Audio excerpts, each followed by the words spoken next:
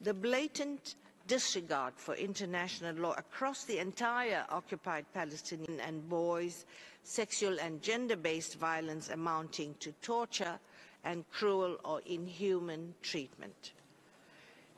Israel's total siege of the Gaza Strip has weaponized the provision of life-sustaining necessities for strategic and political gains, including through cutting off supplies of water, food, electricity, fuel, and other essential supplies, including humanitarian assistance.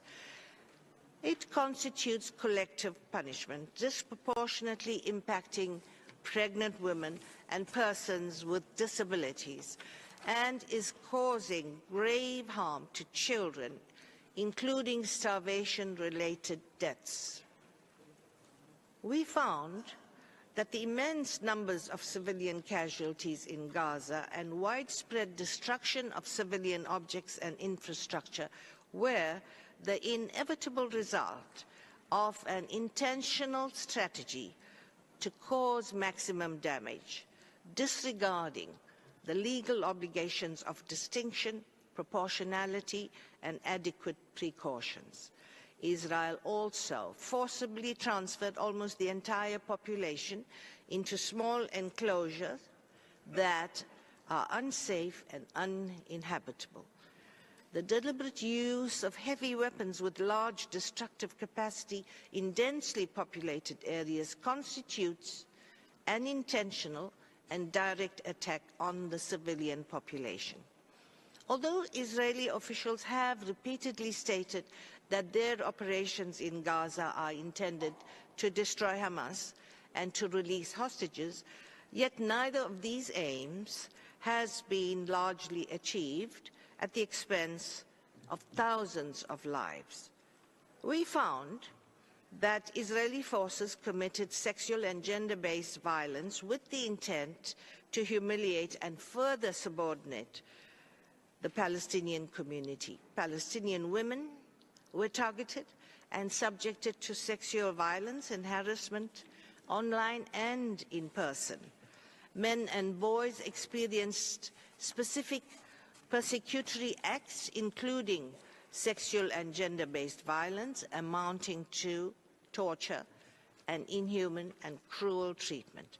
The Commission concluded that specific forms of sexual and gender-based violence constitute part of Israeli security forces' operating procedures. Excellencies, the situation in the Gaza Strip has overshadowed that in the West Bank, where Palestinian fatalities recorded since 7th October have exceeded any other recorded period. This is linked to increasingly militarized Israeli operations, a trend which we highlighted in our report to the General Assembly last year, as well as a surge in violent settler attacks on Palestinian communities, often assisted or condoned by Israeli forces. The blatant disregard for international law across the entire occupied Palestinian territory has disproportionately impacted Palestinian children. In Gaza, Israeli security forces have killed and maimed tens of thousands of children, and thousands more likely remain under the rubble. Israeli attacks have also severely impacted infrastructure essential for the well-being of children, including hospitals, schools, and basic services. Excellencies, in relation to the attack of 7th October 2023 in Israel, the Commission found that Hamas and other Palestinian armed groups are responsible for the war crimes of intentionally directing attacks against civilians, of murder or willful killing, torture, inhuman or cruel treatment, destroying or seizing the property of an adversary, and outrages upon personal dignity and taking hostages. Members of Hamas, members of Palestinian armed groups, and some Palestinian civilians deliberately killed, injured, tortured, took hostages, including children, and committed sexual and gender-based violence against civilians and members of the Israeli security forces, some of whom were hors de combat. Children were killed, injured, and physically and emotionally mistreated and instrumentalized by attackers for propaganda purposes. The Commission identified patterns indicative of sexual violence and concluded that these were not isolated but perpetrated in similar ways in several locations by Palestinian perpetrators, primarily against Israeli women. I must note that the exploitation of sexual violence in conflict by all parties for political propaganda risks diverting attention from the experience and from the needs of the survivors, as well as further fueling long-standing hostility.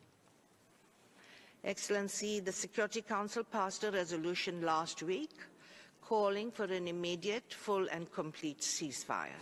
The Commission reiterates that call and calls for a complete cessation of hostilities. We call for the immediate and for the full end of the siege, for the release of all detainees, including all of the Israeli hostages, and for Palestinian armed groups to stop the indiscriminate firing of rockets into Israel.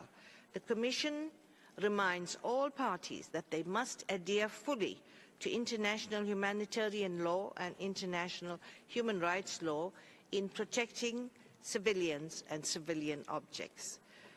The attacks against UN agencies and humanitarian actors must stop. This Commission will continue its investigations into all crimes under international law with the aim of achieving justice and accountability. The Commission requested Israel to ensure the Commission's immediate access to the Gaza Strip in order to investigate and preserve evidence. And we asked for this in compliance with the order issued by the International Court of Justice on the 24th May, specifically ordering access to this commission. Israel has ignored the request that we have submitted to them. The Commission welcomes and is cooperating with accountability processes in the International Court of Justice and in the International Criminal Court. It calls on all states to support those processes in every possible way.